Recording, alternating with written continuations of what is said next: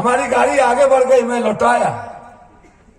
पहले हम उसकी आग को बुझाए, पूरे गांव में आग लगी, अभी आग बुझी तब हम वहां से चले।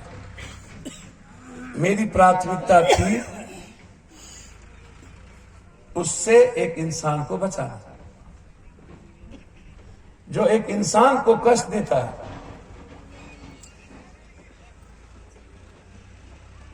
उसके जीवन के जेब से जीने की आर्थिक चीजों, आज हम अर्थव्यवस्था अर्थ युग में है, इसलिए अर्थ युग के बगैर अब हम कोई बात नहीं कर सकते। इसलिए इस दुनिया में बाबा सुभाष चंद्र बोस ने कहा था कि पॉलिटिकल फ्रीडम की जरूरत नहीं है, राजनीतिक आजादी नहीं चाहिए मुझे, हम सबको आर्थिक आजादी की जरूरत है।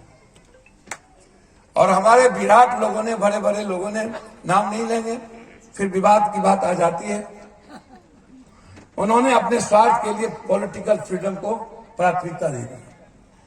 यदि आर्थिक आजादी की बात उस वक्त हो गई होती तो आज 92% 85 करोड़ लोगों को 10 किलो आटा, 10 किलो अनाज पर जिंदा नहीं रहना पड़ता। आज 6,000 रुपया per capita income Nitish ji और नरेंद्र मोदी के मुताबिक हर व्यक्ति का महीनवार इनकम है 6,000। मेरे मुताबिक जो मैं दुनिया को पढ़ा हूं और भारत को अर्थव्यवस्था और इकोनॉमिक्स का जो एक मैन्युफैक्चरिंग है वो कहता है 4,800 मात्र इनकम है एक व्यक्ति का, लगभग 92% लोग। 10 लोगों के पास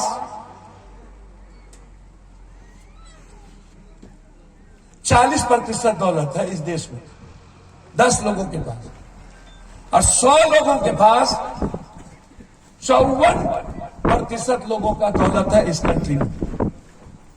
रेस्ट जो आदमी है जिसके पास मात्र 3% दौलत है, जिसमें हम लोग हैं, आप लोग हैं, गरीब और मिडिल क्लास के लोग हैं, जिसके पास 40% दौलत है, 54% दौलत 100 लोगों के पास है, वो टैक्स देता है भारत को मात्र 3%, और जिसके पास 3% दौलत है वह टैक्स देता है भारत को 54%, और वो है गरीब। वो है यहां परचून की दुकान पर 5 रुपये का तेजपत्ता, 10 आना का नमक, 100 रुपये का साड़ी, 40 रुपये का चप्पल,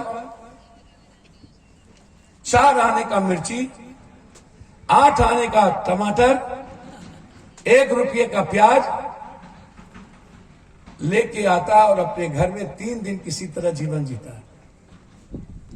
यह जो खुदरा मार्केट है, खुदरा लोग हैं, यही इस भारत के निर्माण के द्योतक है।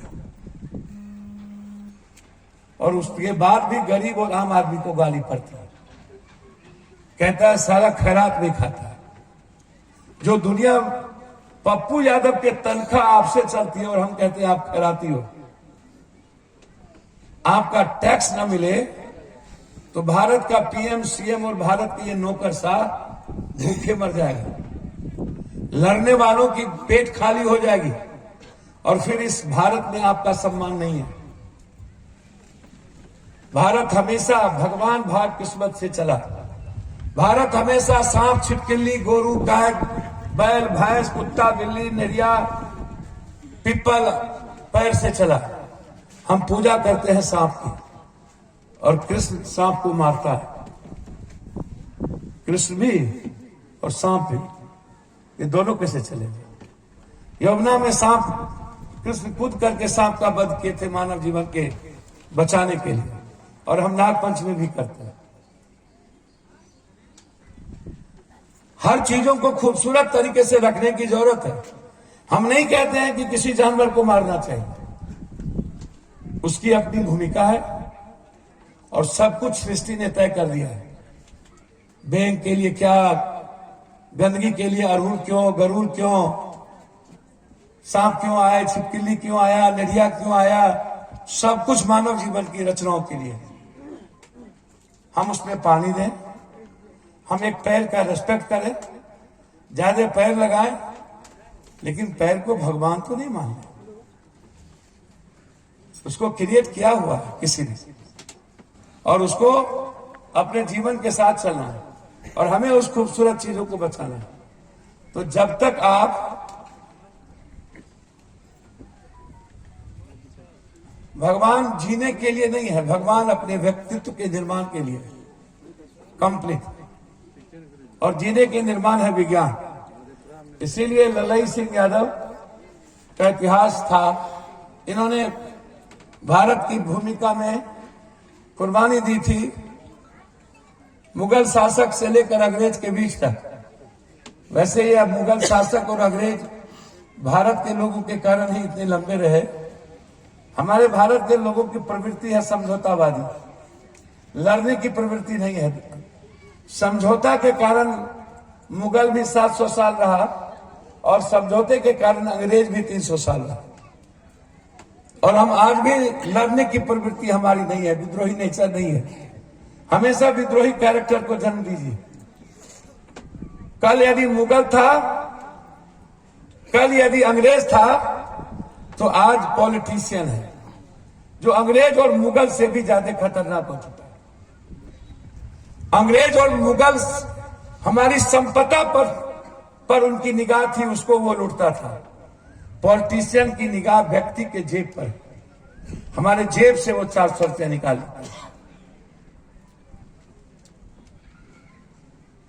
प्रमाण पत्र, मृत्यु प्रमाण पत्र, जन्म प्रमाण पत्र, ब्लॉक सीआई कर्मचारी से लेकर ऊपर से नीचे तक, यदि हम स्कूल में सर्टिफिकेट लेने जाते हैं तो 400 रुपया, आय प्रमाण पत्र लेने जाते हैं तो 400 रुपया, मृत्यु प्रमाण पत्र लेने जाते हैं तो पैसा।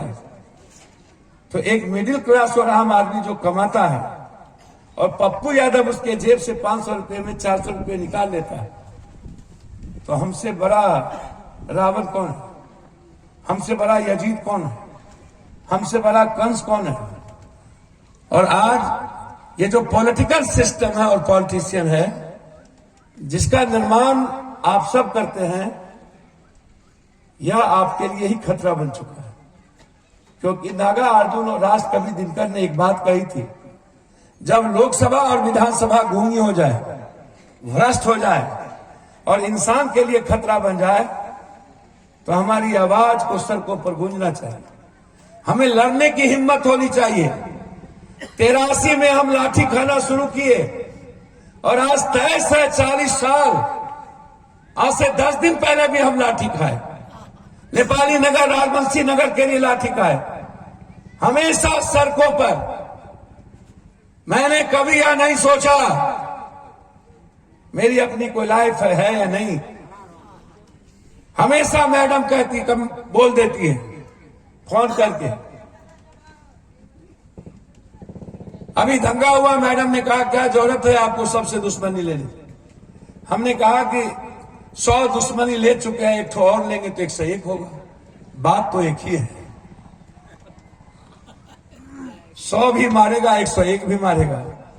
लेकिन यदि यह सोच करके हम यह कहें कि इस दंगा में हम ना जाएं और उसकी खूबसूरती को ना बचाएं, नहीं तो पप्पू यादव को फंसा देगा, ये डर मनुष्य को बचने नहीं देगा। जब तक मेरे भीतर डर होगा, तब तक इंसानियत खतरे में रहेगी। इसीलिए मैंने बचपन में ही अपना डर निकाल दिया था, और ना मैं भगवान से डरता हूं, ना मैं इस दुनिया की भीड़ से डरता हूं। मुझे जब जो निर्णय लेना होता है करता हूं। एमएलए बने थे हाफ पैंट में, पूर्णिया को 23 घंटा बिजली, लालू यादव की सरकार थी। उन्होंने हमको कहा कि पप्पू तुम पैरेलल गवर्नमेंट चलाना चाहते हो। मैंने कहा लालू जी, पैरेलल गवर्नमेंट की बात नहीं है, 4.2 पॉइंट बिजली पूर्णिया को दे दीजिए, हम नेपाल बिजली छोड़ देंगे। बोला नहीं चलेगा। हमने कहा कि हम 5 सीएम से लड़े हैं, सत्येंद्र बाबू, भागवत आजाद, जगन्नाथ मिश्रा जी और चंद्रशेखर सिंह। लालू जी आप भी सीएम है, आपसे भी हम लड़ लेंगे। जब तक हमें बिजली नहीं मिलेगी तब तक यहां से बिजली नेपाल नहीं जाएगी। और पूरी दुनिया में 8 घंटा बिजली थी और हमने पूर्णिया को 23 घंटा बिजली दिया। हम डरे नहीं।